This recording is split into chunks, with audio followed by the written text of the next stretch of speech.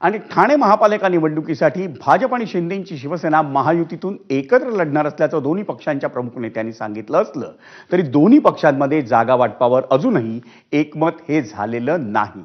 भाजप आणि शिंदेच्या शिवसेनेत ठाणे महापालिकेसाठी चर्चेचं गुराळ सुरू असताना भाजप आमदार निरंजन डावखरे यांनी ठाण्यात स्वबळाचे संकेत दिलेत।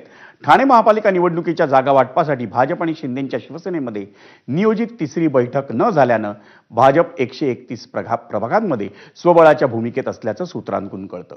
महायुती भाजपच पुढाकार घेत असून शिंदेच्या शिवसेनेकडून कोणताही निरोप आलेला नाही। त्यामुळे शिवसेनेनं युतीबाबतची भूमिका स्पष्ट करावी, नाहीतर आम्हाला वेगळा विचार करावा लागेल असं भाजपकडून स्पष्ट करण्यात आल्याचं सांगण्यात येते।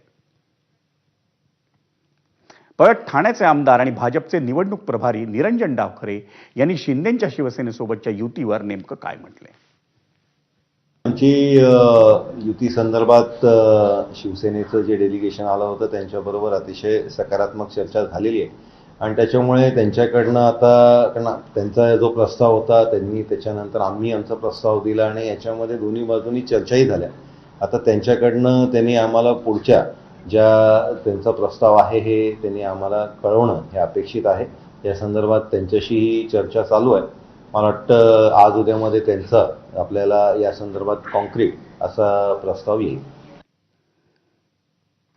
दरम्यान ठाणे महापालिकेच्या सर्वच्या सर्व म्हणजे 131 जागांसाठी शिंदे